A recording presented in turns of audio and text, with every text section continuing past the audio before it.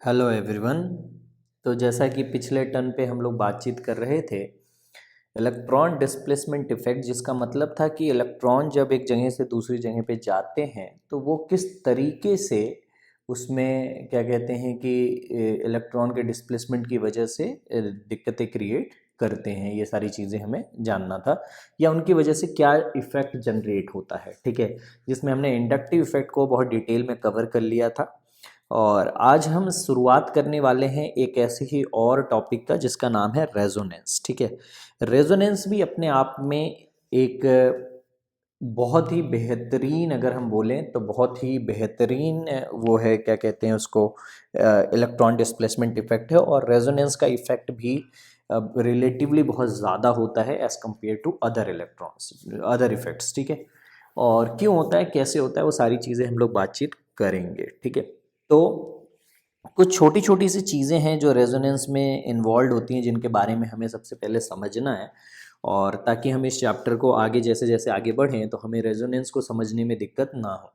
तो अगर मैं रेजोनेंस की बात करूं तो रेजोनेंस बेसिकली पाई इलेक्ट्रॉन के डीलोकलाइजेशन को बोलते हैं। अब ये डीलोकलाइजेशन और लोकलाइजेशन क्या है वो चीज़ें भी हमें समझना है। ठीक है, कॉन्जुगेशन सिस्टम क्या होता है वो हमें समझना है। उन सबसे पहले एक रेजोनेंस जो हेडिंग है आप वो डाल लीजिए। ठीक है, रेजोनेंस हेडिंग डाल लीजिए। और रेजोनेंस हेडिंग के अंदर जो सबसे पहली चीज़ हम पढ़ने जा रहे हैं वो है कर्व्ड एरो सिस्टम। अब ये कर्व्ड एरो सिस्टम क्या है, बेसिकली ये हमें मदद करता है रेजोनेंस स्ट्रक्चर्स को ड्रॉ करने में। एक तरीके का टूल है जो हमें मदद करता है रेजोनेंस स्ट्रक्चर्स को ड्रॉ करने में।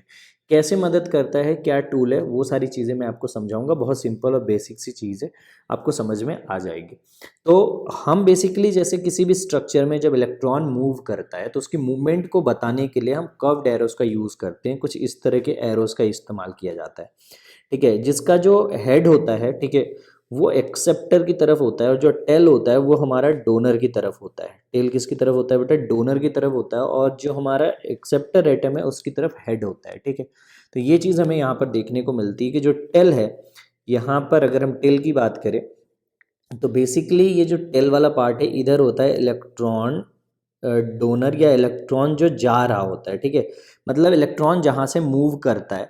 और जिधर हेड है वो है जो इलेक्ट्रॉन एक्सेप्ट कर रहा है। ठीक है, या फिर आप यहाँ से ये कह सकते हो कि इलेक्ट्रॉन डोनर या फिर इलेक्ट्रॉन कमिंग फ्रॉम, जहाँ से इलेक्ट्रॉन क्या हो रहा है बेटा, आ रहा है। ठीक है, और हेड वो पोजीशन है जहाँ पर इलेक्ट्रॉन जा रहा है। ठीक है, तो ये वो पोजीशन है जहाँ पे क्या हो रहा है बेटा, इलेक्ट्रॉन्स आर गोइंग टू। ठीक है, यहाँ पर इलेक्ट्रॉन बेसिकली क्या हो रहे हैं बेटा, जा रहे हैं। ठीक है, या फिर इसी को हम इलेक्ट्रॉन एक्सेप्टर भी कह सकते हैं। ठीक है, असल में यहाँ पे कोई इलेक्ट्रॉन का एक्सचेंज नहीं होता, यहाँ पे सिर्फ इलेक्ट्रॉन एक जगह से दूसरी जगह जाते हैं। इसीलिए हम यहाँ पर जो वर्ड है कमिंग फ्रॉम और गोइंग टू का यूज़ कर रहे हैं रादर दैन कि डोनर और एक्सेप्टर के। ठीक है, क्योंकि यहाँ पर एक्चुअली में कोई इलेक्ट्रॉन कहीं जा नहीं रहा होता है। एक्चुअली में कोई इलेक्ट्रॉन कहीं से किसी की तरफ कोई डोनेशन, इस तरीके का एग्जैक्ट डोनेशन टाइप का कुछ ऐसा हो नहीं रहा होता है। ठीक है, तो ये चीज़ आपको ध्यान रखना है। ठीक है, तो सबसे पहले हम कर्व्ड एरोस का यूज़ करेंगे। जैसे मैं आपको एक एग्जांपल के तौर पे बताता हूँ। तो मान लो कि इस तरीके से हमारे पास एक बॉन्ड है, सी डबल बॉन्ड ओ है। ठीक है, और इधर हमारा दो ग्रुप्स लगे हुए हैं। यहाँ पर मैंने CH3 मान लिया, यहाँ पर भी CH3 मान लिया। ठीक है, अब इसके पास ऑलरेडी इस तरीके से इलेक्ट्रॉन रहते हैं, ऑक्सीजन के पास दो। अब सोचो कि ये जो पाई बॉन्ड है, ठीक है, ये जो पाई बॉन्ड है, ये वाला अपना इलेक्ट्रॉन इधर चला जाए। तो जब ये अपना इलेक्ट्रॉन इधर देगा तो स्ट्रक्चर कैसी बन जाएगी बेटा, बन जाएगी सी डबल बॉन्ड, सॉरी यहाँ पे ये अब डबल बॉन्ड नहीं रहेगा, ये सिंगल बॉन्ड हो जाएगा। क्योंकि ऑक्सीजन के पास असल में तीन लोन पेयर्स आ जाएंगे, क्योंकि पाई बॉन्ड वाला इलेक्ट्रॉन तो ऑक्सीजन के पास चला गया। अब जिसने इलेक्ट्रॉन एक्सेप्ट किया उसको तो माइनस हो जाएगा, और जिसने इलेक्ट्रॉन को डोनेट किया है उसके ऊपर क्या आ जाएगा बेटा, पॉजिटिव चार्ज। उसके ऊपर क्या आ जाएगा, पॉजिटिव चार्ज। तो ये कुछ आपको स्ट्रक्चर देखने को मिलेगी। ठीक है, और इस तरह की स्ट्रक्चर्स को जो एक दूसरे से इंडिविजुअली, एक दूसरे से मतलब रेजोनेटिंग स्ट्रक्चर्स होती हैं। ठीक है, रिसेंबल करती हैं। सिर्फ चेंज होता है इलेक्ट्रॉन्स में। अभी मैं कैरेक्टरिस्टिक्स पढ़ाऊंगा रेजोनेंस के, तो उनमें ये सारे पॉइंट्स आ जाएंगे। तो वहाँ पे हमें ये देखने को मिलता है कि हम इस तरह का जो ये बीच में हमने यूज़ किया है, इस तरह का सिस्टम यूज़ करते हैं टू इंडिकेट कि असल में ये दोनों इंटरचेंजेबल यूनिट्स हैं एक दूसरे के अंदर। ठीक है, तो रेजोनेटिंग स्ट्रक्चर्स को हम डबल हेडेड एरो जो होता है, ठीक है, उससे इंडिकेट करते हैं। क्लियर है यहाँ तक। अब इन इलेक्ट्रॉन्स को ट्रांसफर करते वक्त, ठीक है, हमें कुछ बातों का बहुत विशेष तौर पे ध्यान रखना होता है। ठीक है, पहला बात तो हमें ये ध्यान रखना है, ठीक है, कि हमें कभी भी सिंगल बॉन्ड को नहीं तोड़ना है। ठीक है, इलेक्ट्रॉन अगर मूव हो रहे हैं तो वो सिंगल बॉन्ड के इलेक्ट्रॉन कभी भी मूव नहीं होंगे। ठीक है, तो ये चीज़ आपको यहाँ पर ध्यान रखना है कि एक नोट पॉइंट, जब आप इस तरह का कोई भी इलेक्ट्रॉन का मूवमेंट करा रहे हो तो आपको एक नोट पॉइंट ध्यान में रखना है, और वो ये है कि नेवर ब्रेक, ठीक है, never break a single bond, never break a single bond, ठीक है, व्हेन ड्राइंग रेजोनेंस स्ट्रक्चर। जब आप क्या ड्रॉ कर रहे हो बेटा, रेजोनेंस स्ट्रक्चर। ठीक है, व्हेन ड्राइंग रेजोनेंस स्ट्रक्चर, तो जब आप रेजोनेंस स्ट्रक्चर बना रहे हो तो उस केस में आप गलती से भी क्या नहीं ड्रॉ करोगे बेटा, सिंगल बॉन्ड को नहीं तोड़ना है। ठीक है, ये बाय डेफिनेशन, बाय रूल्स आता है। ठीक है, इस केस में जब आप इस तरीके से करोगे तो मॉलिक्यूल ही बदल जाएगा, वो मॉलिक्यूल ही सेम नहीं रहेगा, इसलिए हम कभी भी सिंगल बॉन्ड को नहीं डिसोसिएट करते। ठीक है, रेजोनेंस की डेफिनेशन ये कहती है कि एटम्स जो कनेक्टेड हैं उनका ऑर्डर चेंज नहीं होना है। तो ऑर्डर कब चेंज नहीं होगा, जब वो सिग्मा बॉन्ड से जुड़े रहें, क्योंकि अगर आप उन्हें तोड़ दोगे तो उनका जो ऑर्डर है वो क्या हो जाएगा बेटा, चेंज हो जाएगा। ठीक है, इसलिए हमें इस बात का भी ध्यान रखना है कि उनका ऑर्डर जो है वो टूटना नहीं चाहिए। क्लियर है यहाँ तक? तो ये चीज़ भी हमें यहाँ पे देखने को मिलती है। क्लियर है? दूसरा, ये पहला पॉइंट है कि आपको कभी भी सिग्मा बॉन्ड या सिंगल बॉन्ड को नहीं तोड़ना है। दूसरा जो पॉइंट है वो ये पॉइंट आता है कि हमें कभी भी जो ऑक्टेट रूल है उसको इनवैलिडेट नहीं करना है। ठीक है, ऑक्टेट रूल हमेशा वैलिडेट रहेगा। अगर आप ऑक्टेट रूल को इनवैलिडेट करते हो तो उन एरोस को बैड एरोस कहा जाता है। क्या कहा जाता है बेटा? बैड एरोस कहा जाता है। ठीक है, तो यहाँ पर एक पॉइंट और ध्यान रखेंगे कि नेवर वॉयलेट, ठीक है, never violate the octet law. ठीक है, तो जो ऑक्टेट रूल है या ऑक्टेट लॉ है उसे हमें कभी भी तोड़ना नहीं है। ये पॉइंट भी आपको याद रखना है। जैसे फॉर एग्जाम्पल मान लो कि ये कार्बन है, इसके पास 3 हाइड्रोजन है इस तरीके से। ठीक है, अब तीनों हाइड्रोजन जो जुड़े हुए हैं सिग्मा बॉन्ड से जुड़े हुए हैं, तो वो अपने इलेक्ट्रॉन्स को बेसिकली तोड़ तो नहीं सकता है।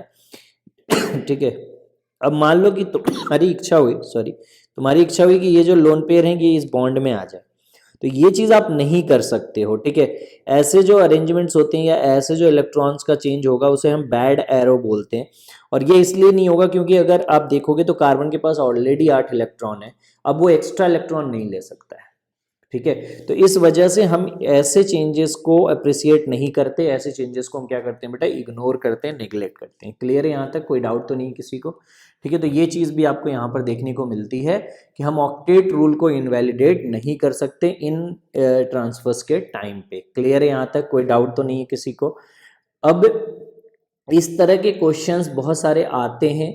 ठीक है, मैं आपको कुछ यहाँ पर एक होमवर्क की बेसिस पे आपको यहाँ पर एक मतलब छोटा सा होमवर्क दूंगा, असाइनमेंट दूंगा, जो आपको होप कि आज या कल सुबह मिल जाएगा। आज शाम तक ही मिल जाना चाहिए या कल सुबह आपको मिल जाएगा।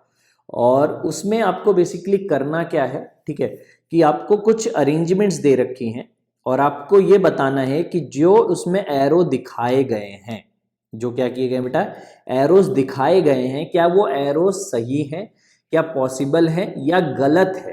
ठीक है, अगर गलत है तो क्या गलती है, ठीक है, और अगर सही है, ऐसा हो सकता है, पॉसिबिलिटी है, तो आपको पॉसिबिलिटीज को भी बताना है। ठीक है, तो ये आपको सिंपल सी चीज़ है जो आपको करके दिखाना है, बहुत ही सिंपल चीज़ है, इसमें आपको ज़्यादा परेशान होने वाली बात नहीं।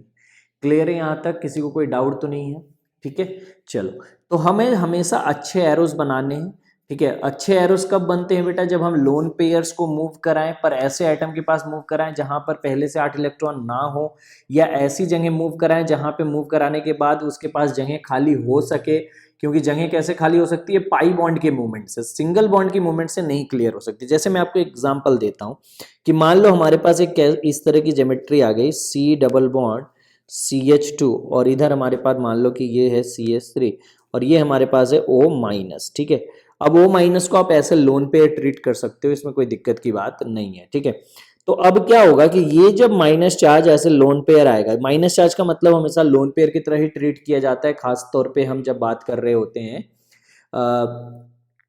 रेजोनेंस की। ठीक है, तो यहाँ पे ये जब डबल बॉन्ड वाले जो ये इलेक्ट्रॉन जब यहाँ पे आएगा जो O के ऊपर माइनस है, तो यहाँ पर जब वो डबल बॉन्ड बनाने के लिए आ रहा है। ठीक है, अच्छा, ये एक चीज याद रखना कि कभी भी वो जंप करके दूसरे एटम के पास नहीं चला जाएगा, ठीक है, वो जस्ट बगल वाले में ही जाता है, ठीक है। ऐसा नहीं हो करना है कि आप मूवमेंट करा रहे हो और वो उसके बगल वाले में चला जाए, ये पॉसिबल नहीं है। तो अगर ये डबल बॉन्ड बनाने आ रहा हो तो इसको यहां से टूटकर इधर आना होगा, इसको इधर से टूटकर क्या होना होगा बेटा, इधर आना होगा, ठीक है, तभी ये पॉसिबल है। और इस तरह का जब आप अरेंजमेंट करोगे तो आपको देखने को मिलेगा कि ये आ जाएगा C डबल बॉन्ड O और ये CH3। अच्छा, यहाँ पे हमने बॉन्ड तोड़ा क्यों है, ठीक है, यहाँ पे माइनस चार्ज आ जाएगा। हमने यहाँ पे बॉन्ड इसलिए तोड़ा क्योंकि यहाँ पर अगर आप कार्बन के पास देखोगे जो स्ट्रक्चर नंबर 1 है, मैं इसको नंबरिंग कर देता हूँ 1 और 2। तो आप जब स्ट्रक्चर नंबर 1 देख रहे हो उसमें जो सेंट्रल कार्बन है, जिस कार्बन के अबाउट सब कुछ हो रहा है, उस कार्बन के पास ऑलरेडी 4 बॉन्ड है, यानी 8 इलेक्ट्रॉन है, तो उसके नंबर ऑफ बॉन्ड अब एक्सेस नहीं हो सकते। लेकिन ऑक्सीजन वहां से इलेक्ट्रॉन दे रहा है, तो इसके पास एक पॉसिबिलिटी ये है कि ये जो दूसरा वाला कार्बन है उससे एक बॉन्ड तोड़ सकता है, क्योंकि वो पाई बॉन्ड है। क्या है बेटा, वो पाई बॉन्ड है, ठीक है।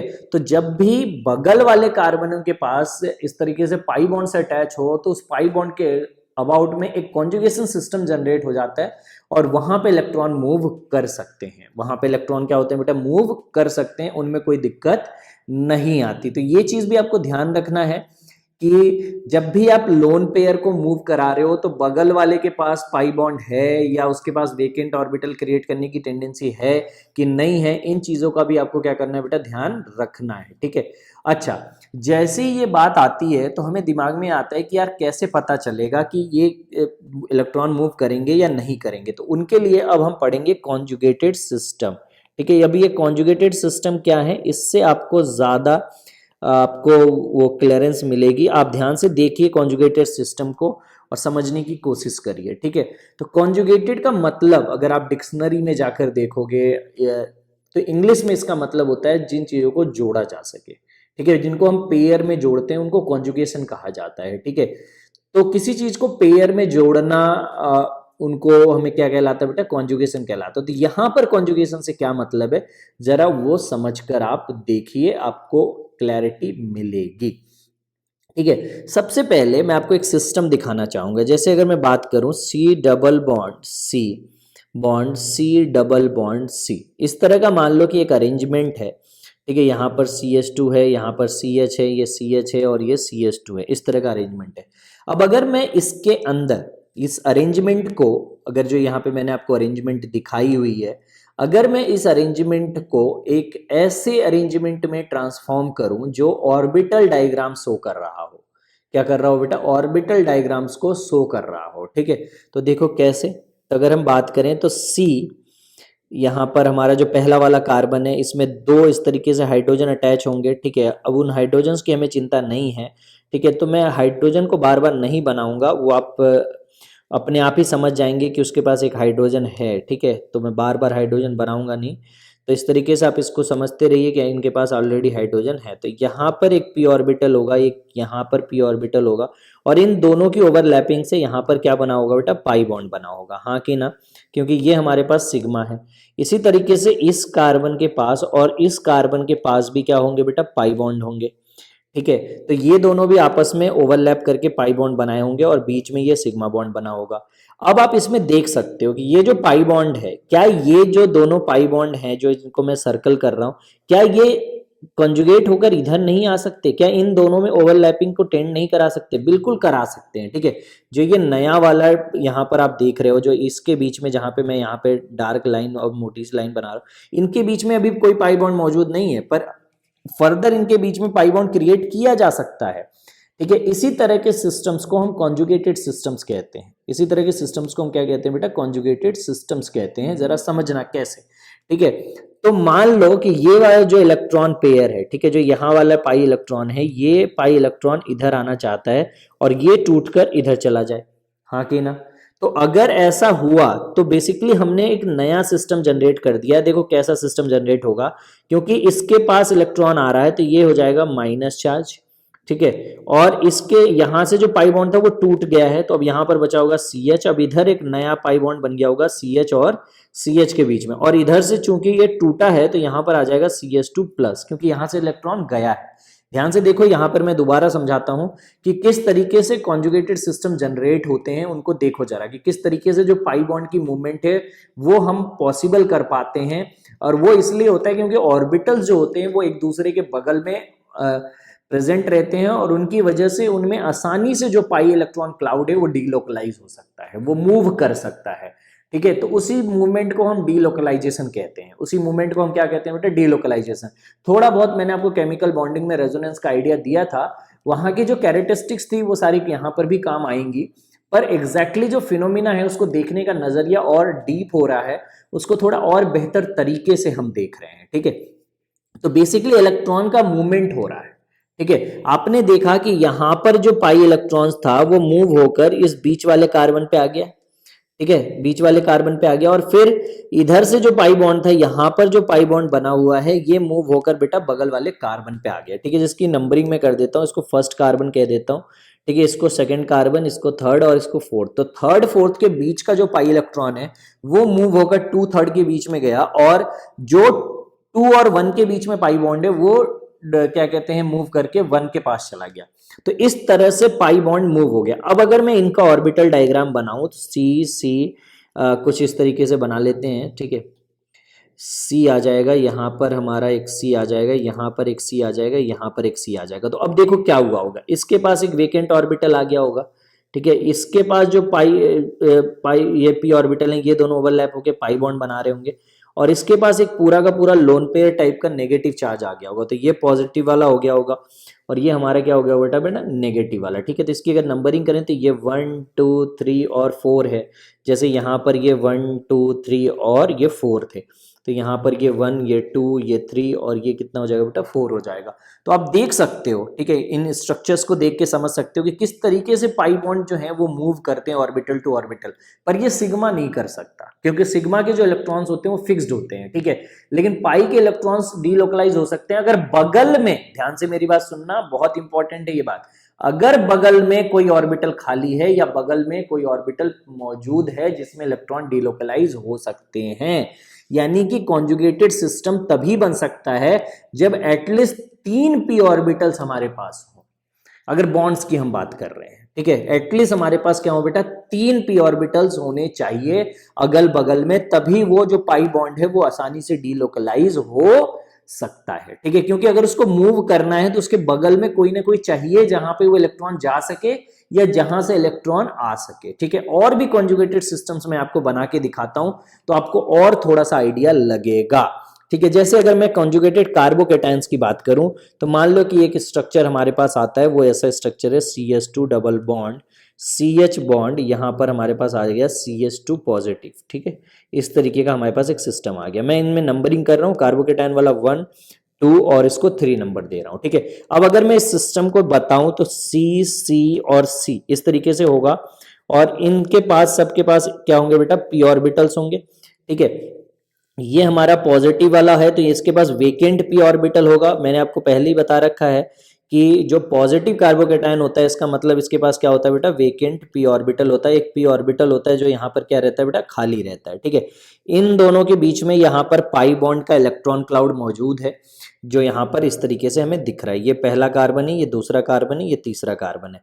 अब सोचो कि ये जो पाई बॉन्ड वाला इलेक्ट्रॉन है, ठीक है, ये यहां से यहां मूव करना चाहे। ठीक है, यहां से कहां मूव करना चाहे बेटा बीच में इधर आना चाहे। ठीक है, तो अगर ये इधर आएगा तो देखो होगा क्या, बहुत सिंपल सी ज्योमेट्री क्रिएट हो जाएगी। कैसे जरा समझना, तो यहां पर हमारे पास आ जाएगा CH2। ठीक है, हमारे पास क्या आ जाएगा बेटा CH2। अब ध्यान से देखना, बहुत इंपॉर्टेंट चीज है ये। ठीक है, जनरली यहीं पे मिस्टेक होती है जो, अच्छा बहुत सारे लोग पॉजिटिव चार्ज को मूव करा देते हैं। ठीक है, गलत है वो, क्योंकि पॉजिटिव चार्ज मतलब वेकेंट ऑर्बिटल है और हमने पहले ही पढ़ लिया है कि जो मूवमेंट होती है वो इलेक्ट्रॉन्स की होती है। तो आपको हमेशा पाई बॉन्ड को मूव कराना है, पॉजिटिव चार्ज को मूव नहीं कराना है। इस केस में अक्सर बच्चे पॉजिटिव चार्ज को मूव करा देते हैं। अब यहां से इलेक्ट्रॉन गया है तो इसके ऊपर क्या आ जाएगा बेटा पॉजिटिव चार्ज। ठीक है, और यहां पर चूंकि इलेक्ट्रॉन आया है तो ये हो जाएगा डबल बॉन्ड CH2। अब कई बच्चे बोलते हैं सर दोनों स्ट्रक्चर सेम है, नहीं सेम है क्योंकि हमने नंबरिंग कर रखी है कार्बन की। तो ये 1 2 और 3 हो गया। अब पहले जो पाई बॉन्ड था वो 2 3 के बीच में मौजूद था और अब जो पाई बॉन्ड है वो 2 1 के बीच में मौजूद है। समझ में आया? तो ये अब अगर इसका हम ऑर्बिटल डायग्राम बनाए तो ये कुछ इस तरीके से बनेगा कि हमारे पास 3 कार्बन है और तीनों के पास जो है वो क्या है बेटा, पी ऑर्बिटल मौजूद है। ये वाले जो इलेक्ट्रॉन है जो पाई इलेक्ट्रॉन क्लाउड में इंक्लूडेड थे, ये मूव करके इधर आ रहे हैं। अगर ये मूव करके इधर आएंगे तो ये तो वेकेंट हो जाएगा और जो नया पाई बॉन्ड है वो इन दोनों के बीच में बन जाएगा, हाँ कि ना। तो ये इस तरीके से हो पा रहा है इसलिए क्योंकि हमारे पास बगल में पी ऑर्बिटल है। अब यही चीज यहां पे जरा ध्यान से समझना, अगर मान लो बगल वाले के पास एक सॉरी बगल वाले के पास मान लो कि जो कार्बन है उसके पास पॉजिटिव चार्ज ना होता या उसके पास सारे सिग्मा बॉन्ड होते तो क्या ये कॉन्जुगेशन पॉसिबल था? नहीं। ये कॉन्जुगेशन तभी पॉसिबल है जब 3 पी ऑर्बिटल्स आए और उनमें से जो पी ऑर्बिटल्स हैं उनके पास इलेक्ट्रॉन लेने और देने की क्षमता हो। अगर उनकी ऑक्टेट पहले से कंप्लीट होगी तो this will not be possible case. समझ में आया? अब मैं थोड़ा सा माइनस का भी लूंगा, कॉन्जुगेटेड कार्बन आयन का एक केस लेता हूं। मान लो इस तरीके का एक केस है कि CH2 double bond CH bond यहां पर आ गया CH2 माइनस, कुछ इस तरीके का मैं एक स्ट्रक्चर ले रहा हूं। क्लियर है? अब इसको आप जरा ध्यान से देखिएगा। अब इसमें भी मैं नंबरिंग कर रहा हूं, पहला कार्बन, दूसरा कार्बन, तीसरा कार्बन, ठीक है। अब इसमें कॉन्जुगेशन कैसे हो सकता है वो देखो। अब ये दोनों मूव कर सकते हैं, पाई बॉन्ड भी मूव कर सकता है, माइनस चार्ज भी मूव कर सकता है क्योंकि दोनों ही इलेक्ट्रॉन है, ठीक है। उस केस में पॉजिटिव चार्ज क्यों नहीं मूव कर सकता था? क्योंकि पॉजिटिव चार्ज कोई इलेक्ट्रॉन नहीं होता, पॉजिटिव चार्ज वेकेंट ऑर्बिटल होता है और वेकेंट ऑर्बिटल थोड़ी ना मूव करता है बॉन्ड बनाने या तोड़ने के लिए। बॉन्ड बनाने या तोड़ने के लिए इलेक्ट्रॉन की मूवमेंट होना बहुत जरूरी है। किसकी मूवमेंट होना जरूरी है बेटा? इलेक्ट्रॉन की मूवमेंट होना जरूरी है, ठीक है। तो इसी तरीके से मान लो कि इसने यहां टेंड किया बॉन्ड बनाने को। अब ऑब्वियस इसने पहले से 4 बॉन्ड बना रखे हैं, जो सेकंड कार्बन है, तो ये 4 से ज्यादा बॉन्ड तो बना नहीं सकता, तो ये इसलिए क्या करेगा, अपना एक बॉन्ड यहां से तोड़ देगा। तो अगर ये यहां से बॉन्ड तोड़ेगा तो देखो CH2 को क्या मिला बेटा? इलेक्ट्रॉन मिला, तो इसके पास आ जाएगा माइनस और यहां पर आ जाएगा CH डबल बॉन्ड CH2। तो अब जो पाई बॉन्ड है, ठीक है, अब जो पाई बॉन्ड है वो किसके बीच चला गया है बेटा? वो आप देख सकते हो 2 और 3 के बीच में शिफ्ट हो गया है, ठीक है। अब अगर इसी का ऑर्बिटल डायग्राम से मैं आपको समझाऊं तो मान लो कार्बन है, कार्बन है, कार्बन है और इसके पास भी एक पी ऑर्बिटल है, इसके पास भी एक पी ऑर्बिटल है, इसके पास भी एक पी ऑर्बिटल है, ठीक है। अब ये दोनों ओवरलैप होकर यहां पर क्या बना रहे बेटा? पाई इलेक्ट्रॉन बना रहे और इसके पास इस तरीके से लोन पेयर या एक्स्ट्रा इलेक्ट्रॉन पड़े हुए हैं, ठीक है। अब ये यहां पर आना चाहते हैं बॉन्ड बनाने के लिए, तो ये अगर यहां पर आना चाहते हैं तो ये जो पाई वाले इलेक्ट्रॉन है इनको टूटकर इधर आना पड़ेगा, हाँ कि ना। तो ये यहां से टूटकर इधर आएंगे तो आपके पास जो नया केस बनेगा उस केस में आप देखिए इसके पास 2 इलेक्ट्रॉन आ गए जो शिफ्ट होकर आए हैं और इन दोनों के बीच में एक नया क्या बन गया बेटा? पाई बॉन्ड बन गया। इन दोनों के बीच में यहां पर क्या बन गया बेटा? एक नया पाई बॉन्ड बन गया। तो ये जो कॉन्जुगेशन हो रहा है इसे हम बोलते हैं कॉन्जुगेटेड सिस्टम्स। इन्हें हम क्या बोलते हैं बेटा? Conjugated systems. कॉन्जुगेटेड सिस्टम्स पे अभी बहुत डिटेल में बात करूंगा, आपको चिंता करने की जरूरत नहीं है, ठीक है। अब अच्छा, कॉन्जुगेटेड सिस्टम खत्म कब हो जाता है? जब कोई भी बीच में अगर एक भी sp3 कार्बन आ जाए। क्या आ जाए बेटा? एक भी sp3 कार्बन। अब sp3 कार्बन का मतलब है कि कार्बन के चारों बॉन्ड जो है वो सिग्मा है। sp3 कार्बन का मतलब क्या है बेटा? कि चारों के चारों बॉन्ड कार्बन के क्या है? सिग्मा है। उसके अंदर कोई भी पाई बॉन्ड मौजूद नहीं है और अगर उसके पास कोई पाई बॉन्ड मौजूद नहीं है तो जो डीलोकलाइजेशन ऑफ इलेक्ट्रॉन होता है, जो मूवमेंट ऑफ इलेक्ट्रॉन होता है वो पॉसिबल नहीं हो पाएगा, वो मूवमेंट पॉसिबल नहीं हो पाएगा। और इसी वजह से हम ये कहेंगे कि उस केस में जो कॉन्जुगेटेड सिस्टम है वो क्लोज हो गया। ओपन कॉन्जुगेटेड सिस्टम नहीं है जहां पे कॉन्जुगेशन हो सके, वो बंद हो गया, ठीक है। क्योंकि एक sp3 कार्बन के आने का मतलब है, ध्यान से मेरी बात सुनना, sp3 कार्बन का मतलब क्या हुआ बेटा? कि all 4 bonds of carbon, all 4 bonds of carbon are, ठीक है, कार्बन आर सिग्मा बॉन्ड। सारे के सारे बॉन्ड्स क्या है बेटा? सिग्मा बॉन्ड है। और अगर कार्बन के चारों बॉन्ड्स अगर सिग्मा है, चारों के चारों बॉन्ड्स क्या है बेटा? सिग्मा है, तो फिर उसके पास कॉन्जुगेटेड सिस्टम वो क्रिएट नहीं कर सकता, ठीक है।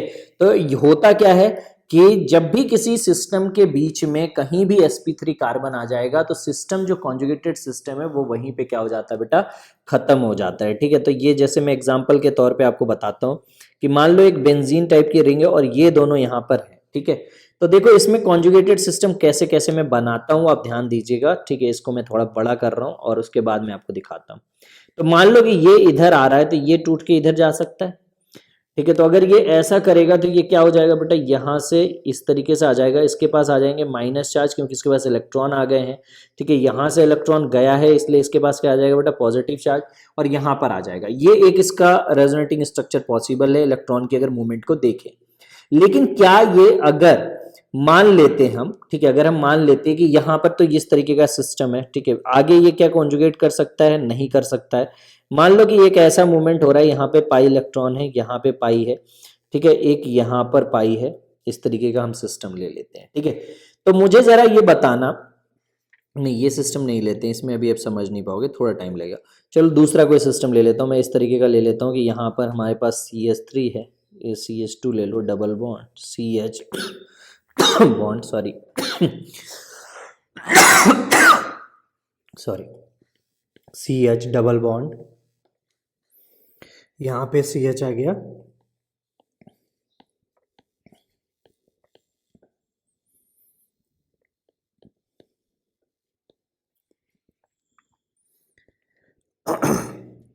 इस तरह का मान लो हमने एक सेटअप ले रखा है। अब इस सेटअप में ये जो पाई बॉन्ड है ये इधर मूव कर सकता है, ये पाई बॉन्ड इधर मूव कर सकता है, पर क्या ये वाला अब आगे कहीं इलेक्ट्रॉन को जाने देगा?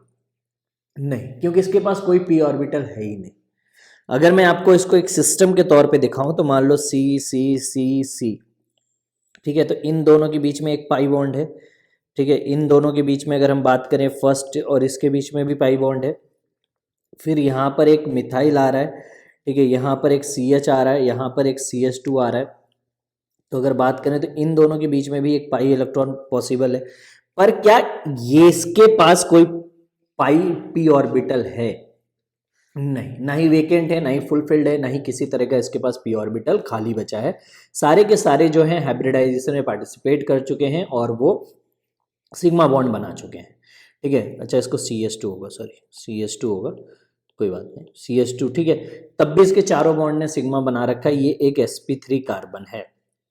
और अगर sp3 कार्बन कहीं बीच में आ जाता है तो आगे अब कॉन्जुगेशन नहीं हो सकता। तो यहां पे जो कॉन्जुगेशन हो रहा है ये इधर नहीं जा पाएगा, ठीक है। तो ये sp3 कार्बन जहां भी आ जाता है वहां पे कॉन्जुगेशन क्या हो जाता है बेटा, कट हो जाता है। वहां पे कॉन्जुगेशन क्या होता है बेटा, कट हो जाता है। तो ये बात आपको याद रखनी है कि whenever any sp3 carbon, whenever any sp3 carbon, ठीक है, comes in the way of comes in the way of conjugation, the conjugation stops, ठीक है, the conjugation stops। तो जो conjugation होता है वो क्या होता है बेटा, यहाँ पर रुक जाता है। जो कॉन्जुगेशन होता है वो क्या होता है बेटा, रुक जाता है। तो ये चीज याद रखिएगा कि कोई भी sp3 कार्बन अगर कभी भी आ जाता है कॉन्जुगेशन सिस्टम के बीच में तो वहां पे कॉन्जुगेशन कट हो जाता है, कॉन्जुगेशन वहीं खत्म हो जाता है, ठीक है। तो जो इलेक्ट्रॉन मूव कर सकते हैं उनको हम डीलोकलाइज्ड इलेक्ट्रॉन कहते हैं, और जो इलेक्ट्रॉन फिक्स्ड हैं, जो अपनी पोजीशन चेंज नहीं कर सकते और बेसिकली हाइब्रिडाइजेशन का पार्ट होते हैं, ठीक है, वो बेसिकली क्या कहे जाते हैं बेटा, लोकलाइज्ड इलेक्ट्रॉन्स कहे जाते हैं, ठीक है। तो लोकलाइज्ड इलेक्ट्रॉन्स का मतलब है कि वो एक पर्टिकुलर रीजन में फिक्स हैं, वो वहां से बाहर नहीं जा सकते, वो एटम से दूर नहीं जा सकते, जबकि जो इलेक्ट्रॉन वहां से मूव कर सकते हैं उनको बोला जाता है डीलोकलाइज्ड इलेक्ट्रॉन्स। क्या बोला जाता है बेटा, डीलोकलाइज्ड इलेक्ट्रॉन, ठीक है। यहां तक समझ में आ गया होगा। अब हम बात करेंगे एग्जैक्ट रेजोनेंस की, ठीक है, कि रेजोनेंस कहाँ से आया और रेजोनेंस में क्या क्या चीजें हैं, वो सारी चीजें हम लोग बातचीत करना शुरू करेंगे, ठीक है। तो चलिए हम लोग शुरुआत करते हैं रेजोनेंस की। तो असल में शुरुआती दौर में ये सबसे पहले 1825 में एक कंट्रोवर्सी से शुरुआत हुआ था, ठीक है। कंट्रोवर्सी क्या थी, ठीक है, वो हम देखते हैं। तो एक हमारे पास स्ट्रक्चर आया, ठीक है, बेंजीन का। किसका स्ट्रक्चर आया बेटा, बेंजीन का एक स्ट्रक्चर आया, ठीक है, जो कुछ इस तरीके से, बेंजीन हमें पता है क्या होता है, C6H6, ठीक है। और बेंजीन के इस स्ट्रक्चर से इतिहास की शुरुआत होती है, जो ये रेजोनेटिंग स्ट्रक्चर्स की शुरुआत है, ये कुछ इस तरीके का स्ट्रक्चर होता था, ठीक है। अब इस स्ट्रक्चर में कुछ स्ट्रेंज था। स्ट्रेंज क्या था जरा वो हम देखते हैं। तो अगर मैं सारे कार्बन्स को एक नंबरिंग प्रोवाइड कर दूं, क्या प्रोवाइड कर दूं बेटा, एक नंबरिंग प्रोवाइड कर दूं, जैसे इसको फर्स्ट, इसको सेकंड, इसको थर्ड, इसको फोर्थ, इसको फिफ्थ और इसको सिक्स्थ कार्बन कह दूं, तो बेसिकली हम ये कह सकते हैं कि जो पाई बॉन्ड है, ठीक है, इस प्रेजेंट बिटवीन, जो पाई बॉन्ड है वो किसके किसके बीच मौजूद है बेटा, प्रेजेंट बिटवीन 1 एंड 2, ठीक है, सीरियल में हम बात कर रहे हैं 3 एंड 4 और 5 और 6 के बीच में, ठीक है। तो पाई बॉन्ड जो है वो इन कार्बन्स के बीच में मौजूद है, पहले दूसरे कार्बन, तीसरे चौथे कार्बन और पांचवें छठे कार्बन के बीच में मौजूद है कि नहीं है, बिल्कुल है, ठीक है। अब मेरी बात ध्यान से सुनिए और समझिए। जब हम ये कहते हैं कि ये फर्स्ट और सेकंड कार्बन के बीच मौजूद है, थर्ड और फोर्थ कार्बन के बीच मौजूद है और फिफ्थ और सिक्स्थ कार्बन के बीच मौजूद है, ठीक है, तो इसी तरीके से अगर मैं सिग्मा बॉन्ड की बात करूं, ठीक है, तो सिग्मा बॉन्ड किसके बीच मौजूद है बेटा, 2 और 3 के बीच में, ठीक है, फिर किसके बीच मौजूद है, 4 और 5 के बीच में और 6 और 1 के बीच में। तो अगर इसकी बॉन्ड लेंथ x है और इसकी बॉन्ड लेंथ y है, ठीक है, तो बेसिकली हमें ये पता है कि जो डबल बॉन्ड होता है उसकी बॉन्ड लेंथ कम होती है, ठीक है, बॉन्ड ऑर्डर बढ़ता है तो बॉन्ड लेंथ कम होती है। तो हमें ये चीज पता है कि जो x होना चाहिए था वो रिलेटिवली क्या होना चाहिए बेटा, कम होना चाहिए एज कंपेयर टू y, ठीक है। तो हमें ये एक्सपेक्टेड था, जो हम एक्सपेक्ट कर रहे थे इस स्ट्रक्चर से, कि 3 bonds are of different length, इसमें से 3 बॉन्ड जो होंगे वो डिफरेंट लेंथ के होने चाहिए, and 3 other are of different, ठीक है। तो 3 जो हैं वो डिफरेंट लेंथ के होने चाहिए और 3 जो होते हैं वो किसके होने चाहिए बेटा, डिफरेंट लेंथ के होने चाहिए, ठीक है। तो 3 bonds are of different length, ठीक है, and 3 others are of different length, ठीक है। तो 3 डिफरेंट लेंथ के होने चाहिए, 3 डिफरेंट लेंथ के होने चाहिए ऑब्वियसली, क्योंकि 3 में डबल बॉन्ड मौजूद है और 3 में सिंगल बॉन्ड सिग्मा सिम मौजूद है, ठीक है। लेकिन एक्चुअल ऐसा नहीं है। जब हमने इसका एक्चुअल स्ट्रक्चर देखा, तो जब हमने इसका एक्चुअली इसकी वो देखे एक्सपेरिमेंटल वैल्यूज देखे, तो हमें ये देखने को मिला कि all bond lengths are equal, ठीक है, all bond lengths of benzene, all bond length of benzene या कार्बन कार्बन इन बेंजीन हम कह सकते हैं, all bond lengths of carbon carbon in benzene are same, ठीक है। तो हम यहाँ पर ये कह सकते हैं कि जो सारी बॉन्ड लेंथ्स होती हैं कार्बन कार्बन की बेंजीन में, वो क्या होती हैं बेटा, इज सेम। और ये फिनोमिना जो था ये लोगों को बड़ा ही दिन तक सताता रहा, और ये इसलिए सताता रहा क्योंकि ये कुछ नया था, ये कुछ एक्सपेक्टेशन से बाहर की चीज थी जो हमने पहले कभी नहीं देखी थी। क्योंकि हम जनरली उम्मीद करते हैं कि जो बॉन्ड डबल होते हैं उनकी लेंथ कम होनी चाहिए और जो सिंगल बॉन्ड होते हैं उनकी बॉन्ड लेंथ ज्यादा होनी चाहिए यूजुअल रूल के हिसाब से। पर रिजल्ट कुछ भिन्न आया और रिजल्ट कुछ ऐसा था जिसने ये कहा कि ये चीज सबकी बॉन्ड लेंथ बराबर आ रही है। अब इस चीज को एक्सप्लेन करने के लिए रेजोनेंस थ्योरी आई, ठीक है। इस चीज को एक्सप्लेन करने के लिए रेजोनेंस की मदद ली गई, और कैसे एक्सप्लेन करता है रेजोनेंस वो सारी चीजें हम इसको अभी समझेंगे एक एक करके, ठीक है। अब किसी ने ये कहा कि इसका एक पॉसिबल स्ट्रक्चर जिस तरीके से ये बनाया गया था, ठीक है, ये वाला जो हम बना रहे थे जिसमें फर्स्ट और सेकंड, थर्ड और फोर्थ, फिफ्थ और सिक्स्थ के बीच में जो डबल बॉन्ड था, इसे हम स्विच करके, इसे हम क्या करके बेटा, स्विच करके दूसरी जगहों पर ले जा सकते हैं। जैसे अभी भी कोई स्ट्रक्चर में चेंज नहीं हुआ, सिर्फ position of pi bond change की गई। इसका मतलब ये अराइज हुआ, ठीक है, इसका मतलब ये अराइज हुआ, ठीक है, कि बेसिकली ये एक स्ट्रक्चर में नहीं 2 स्ट्रक्चर्स में एग्जिस्ट कर रहा है, और ये दोनों ही स्ट्रक्चर्स जो हैं वो थोड़ा बहुत कंट्रीब्यूट कर रही होंगी, ठीक है। तो इन दोनों के कंट्रीब्यूशन से, जो ये दोनों ही रेजोनेंस के कंट्रीब्यूटर हैं, इनसे मिलाकर एक और स्ट्रक्चर बनाया जाता है, और उस स्ट्रक्चर को हम बेसिकली क्या कहते हैं बेटा, ये भी हमारा रेजोनेंस कंट्रीब्यूटर है, ये भी हमारा क्या बेटा, रेजोनेंस कंट्रीब्यूटर है, ठीक है। और ये दोनों ही मिलाकर हमारे लिए फिर बनाते हैं एक रेजोनेंस हाइब्रिड। क्या बनाते हैं बेटा, ये दोनों मिलकर एक रेजोनेंस हाइब्रिड। ठीक है, तो ये दोनों मिलकर यहाँ पर एक रेजोनेंस हाइब्रिड तैयार करेंगे जो इसकी एक्चुअल प्रॉपर्टीज को एक्सप्लेन कर पाता है और ये कहता है कि ये जो डबल बॉन्ड है ये तीनों सारे जो 6 एटम है या सारी जो पोजीशन है उनके बीच में इक्वली डिस्ट्रीब्यूट होगा, और जब इक्वली डिस्ट्रीब्यूट हो जाएगा तो सबका बॉन्ड ऑर्डर सेम हो जाएगा, सबकी बॉन्ड एनर्जी सेम हो जाएंगी, इसलिए सबकी बॉन्ड लेंथ भी क्या हो जाएगी बेटा, सेम हो जाएगी। ये थ्योरी जो थी रेजोनेंस की ये एक्सेप्ट कर ली गई शुरुआती दौर में।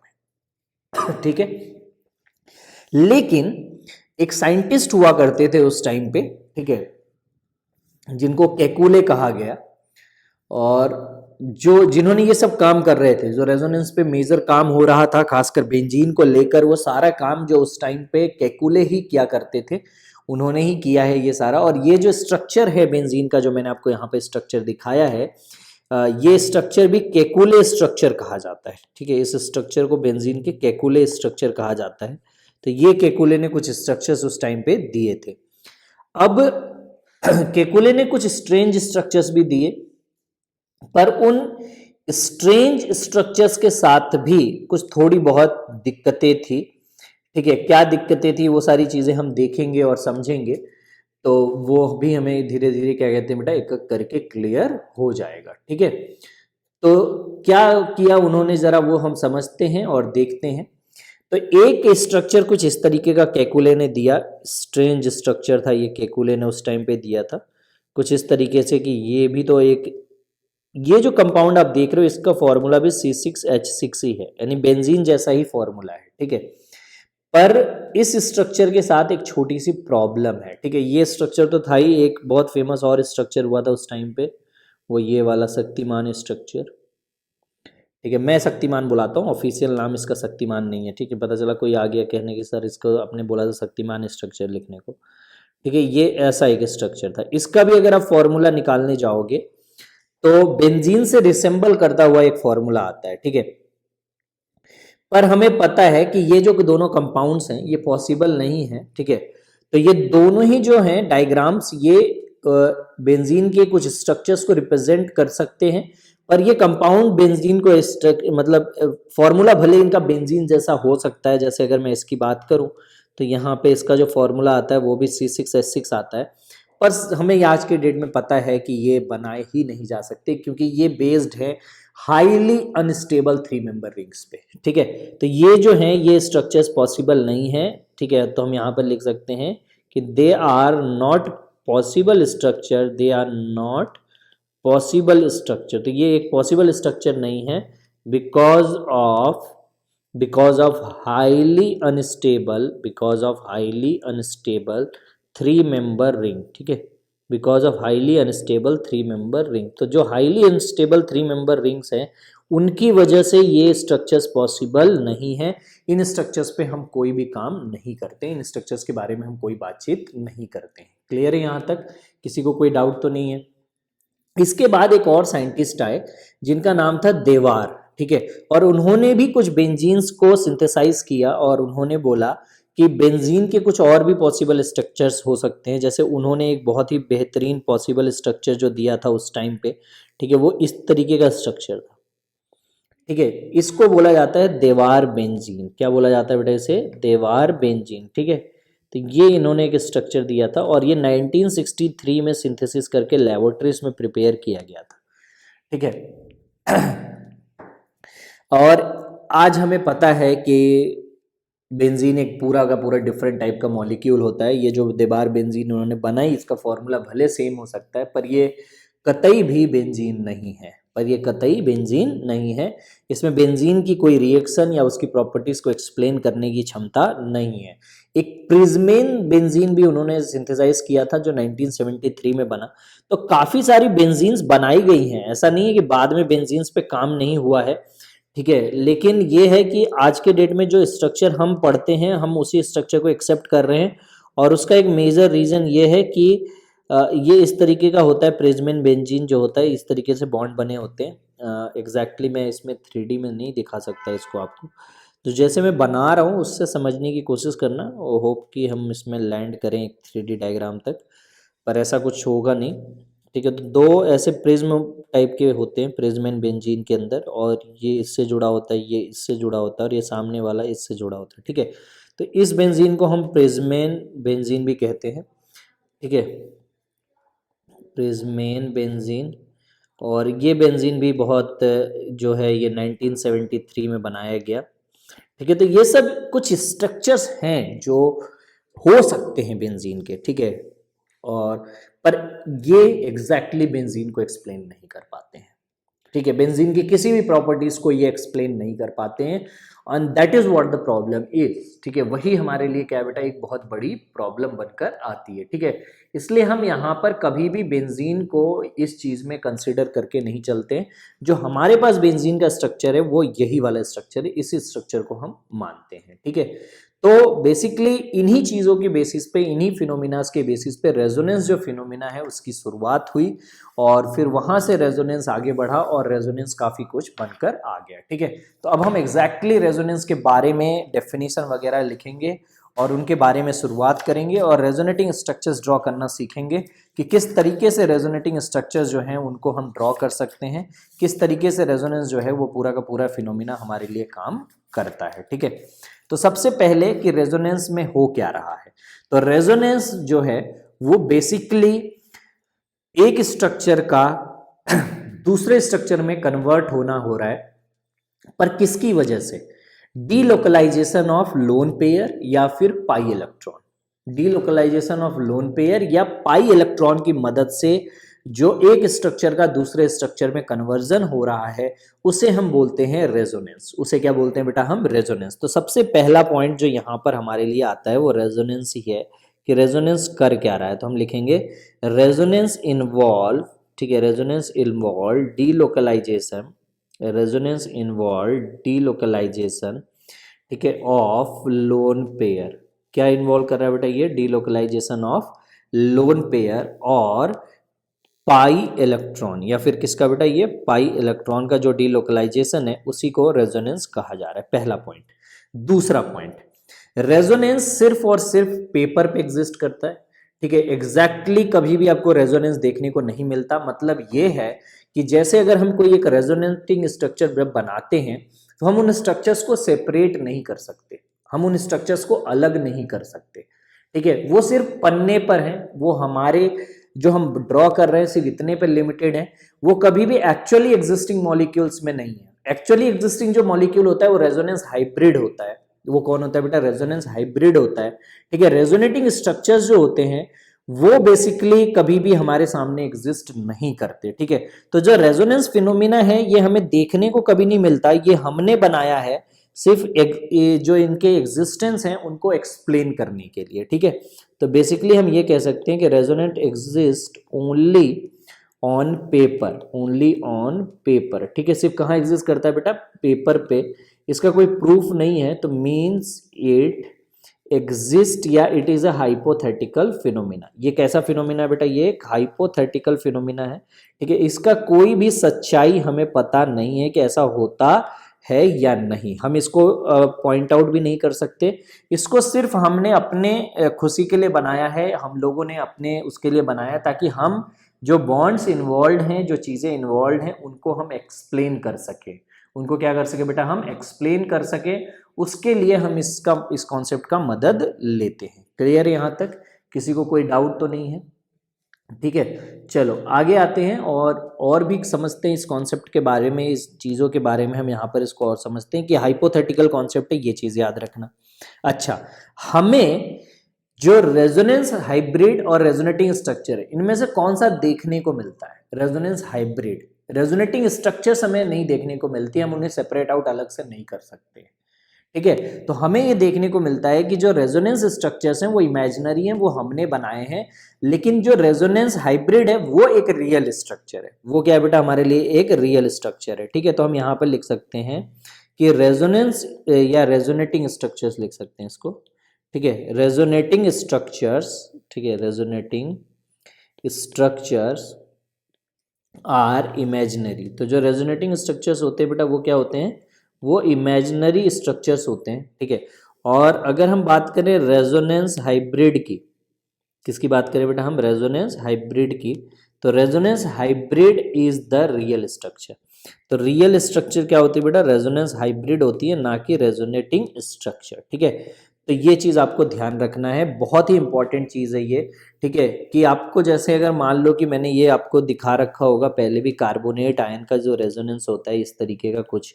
ठीक है, यहाँ से ये पाई बॉन्ड शिफ्ट हो सकता है, कैसे शिफ्ट हो रहा है वो भी मैं आपको बातचीत कर लेता हूँ यहाँ पे। ठीक है, तो मान लो ये जो माइनस चार्ज है ये बॉन्ड बनाने के लिए इधर आ रहा है, ये टूट कर इधर जा रहा है, तो हमने देखा कि यहाँ पर O माइनस आ गया, यहाँ पे डबल बॉन्ड O आ गया, यहाँ पर O माइनस आ गया। ठीक है, अब नेक्स्ट स्टेप में क्या हो रहा है वो देखो ज़रा।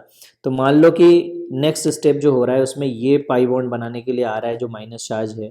ठीक है, और ये जब आ रहा है तो ये बॉन्ड यहाँ से टूट रहा है, तो ये हमारे पास एक पॉसिबल स्ट्रक्चर O माइनस, यहाँ पर O माइनस, और यहाँ पर डबल बॉन्ड क्या आ जाए बेटा, ओ आ जाए, यहाँ पर डबल बॉन्ड ओ आ जाए। ठीक है, तो ये आप देख सकते हो कि यहाँ पर कई पॉसिबल जो स्ट्रक्चर्स हैं वो पॉसिबल हैं। ठीक है, लेकिन ये जो तीनों आप देख रहे हो जिन्हें हमने बनाया है ये रेजोनेंस स्ट्रक्चर कहलाते हैं। ठीक है, ये असल में एग्जिस्ट नहीं करते। ठीक है, ये रेजोनेटिंग स्ट्रक्चर्स हैं या रेजोनेंस स्ट्रक्चर हैं।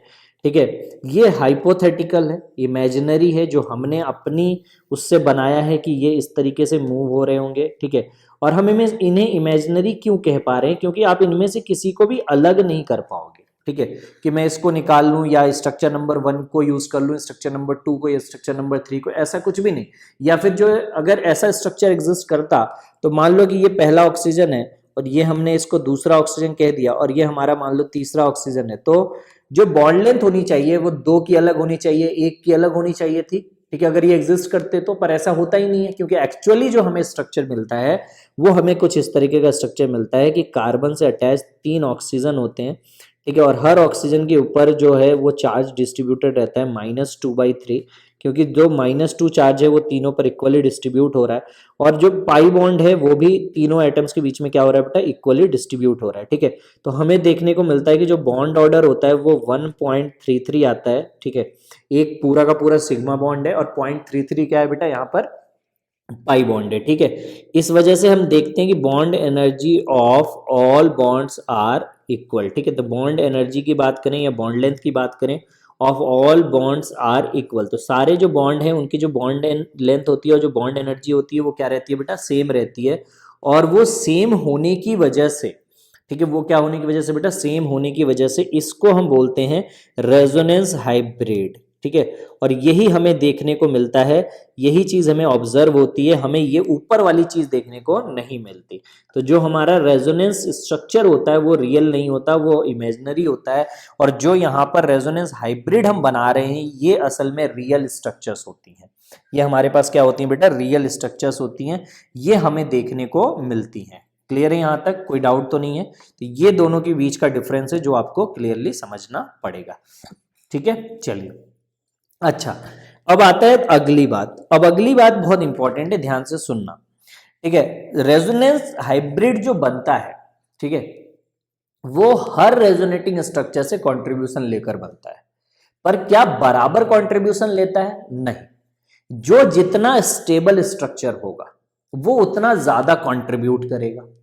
ठीक है, जो जितना स्टेबल स्ट्रक्चर होगा वो उतना ज्यादा क्या करेगा बेटा, कंट्रीब्यूट करेगा।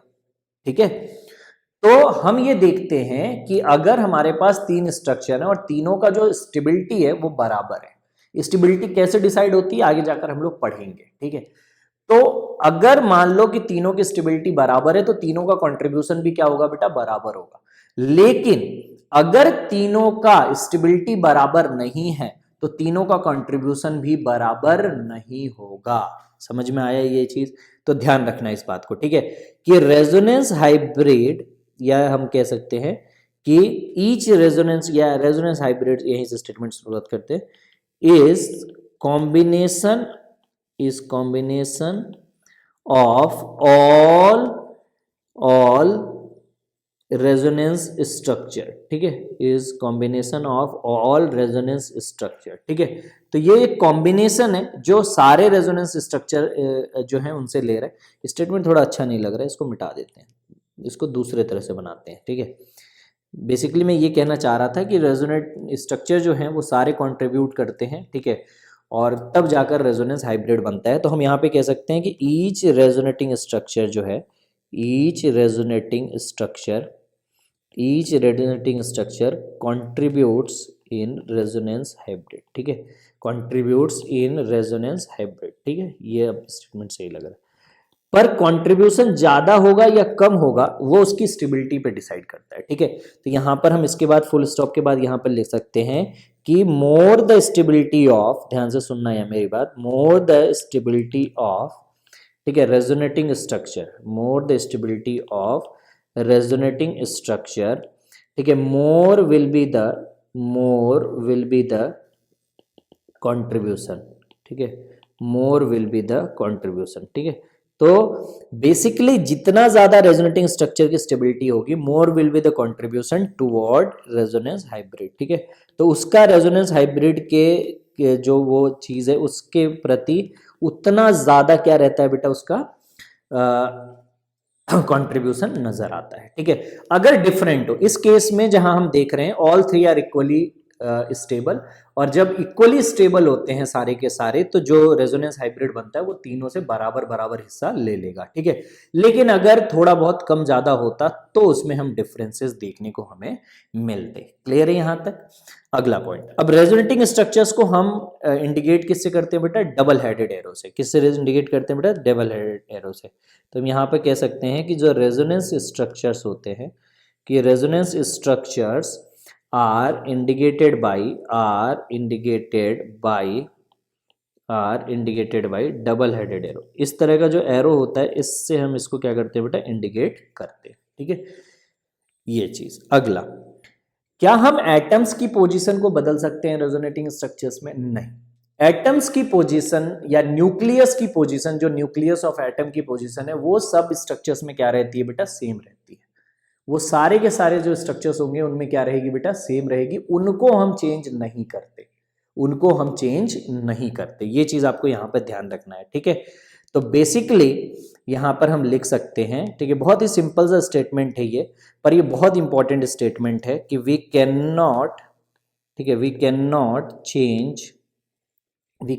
Change position of atom, we can not change position of atom. तो हम पोजीशन ऑफ एटम्स नहीं बदल सकते इन, ठीक है, इन डिफरेंट रेजोनेटिंग स्ट्रक्चर, इन डिफरेंट रेजोनेटिंग स्ट्रक्चर्स। तो डिफरेंट जो रेजोनेटिंग स्ट्रक्चर्स है उनके अंदर हम इस तरह के चेंजेस नहीं ला सकते। We can not change position of atoms in different resonating structures, ठीक है। तो उनकी पोजीशन हमें सेम रखनी है। क्लियर है यहां तक? किसी को कोई डाउट तो नहीं है? तो ये रेजोनेंस से रिलेटेड कुछ पॉइंट्स थे जिनके बारे में आज हमने बातचीत किया है। नेक्स्ट टर्न पे इसके आगे की बातचीत मैं करूंगा। अभी रेजोनेंस खत्म नहीं हुआ, बहुत बड़ा टॉपिक है। रेजोनेंस कम से कम 2 से 3 टर्न लग जाते हैं, आगे भी अभी 2-3 टर्न लग सकते हैं, ठीक है। तो एक एक करके हम धीरे धीरे रेजोनेंस को पढ़ेंगे। आज मैंने जो भी रेजोनेंस में आपको पढ़ाया है उसे बहुत अच्छे से देख लेंगे। शाम तक आपको वो DPP वाला क्वेश्चन बैंक भी मिल जाएगा, जिसमें रेजोनेंस से रिलेटेड जो क्वेश्चंस है वो होंगे, ठीक है। और बाकी DPPs में टाइम टू टाइम इसमें पोस्ट करता रहूँगा, क्योंकि प्रैक्टिस जो है वो ऑर्गेनिक केमिस्ट्री में बहुत ज़रूरी है, क्योंकि बिना प्रैक्टिस के ऑर्गेनिक केमिस्ट्री में बहुत सारी गलतियाँ हो सकती हैं। इस वजह से आपको लगातार ऑर्गेनिक में DPPs मिलती रहेंगी, और मैं उम्मीद करता हूँ आप लगातार क्वेश्चन को सॉल्व करते रहेंगे और मेरे से पूछते रहेंगे जो भी डाउट्स आपके आते हैं। क्योंकि इस पूरे चैप्टर की अगर मैं पूरी कहानी की बात करूँ तो बहुत इंपॉर्टेंट पार्ट होता है, ठीक है, जब हम इसके बारे में बातचीत कर रहे होते हैं, ठीक है। इसलिए आप रेजोनेंस का थोड़ा सा ध्यान रखेंगे कि रेजोनेंस हो या ऑर्गेनिक का कोई भी टॉपिक हो, ठीक है, आपको लगातार क्वेश्चन सॉल्व करते रहना है। क्लियर है यहाँ तक? तो आज जो भी आपने रेजोनेंस में सीखा ये शुरुआत है। अभी अगर आपको समझ में नहीं आया है तो आप डाउट जरूर रेज कर सकते हो, पर मैं आपको ये जरूर सलाह दूंगा कि 1-2 टर्न आप वेट कर लें, ठीक है। 1-2 टर्न के बाद अपने आप चीज़ें और सुधार हो जाएंगी, आपको और समझ में आ जाएगा। क्योंकि अभी जस्ट स्टार्ट है, तो हो सकता है कि आपको बहुत सारी चीज़ें अभी क्लियर ना हुई हो, ठीक है। तो चिंता करने की जरूरत नहीं है, धीरे धीरे सब कुछ क्लियर हो जाएगा, ठीक है। तो आज के लिए बस इतना ही। That's enough for today.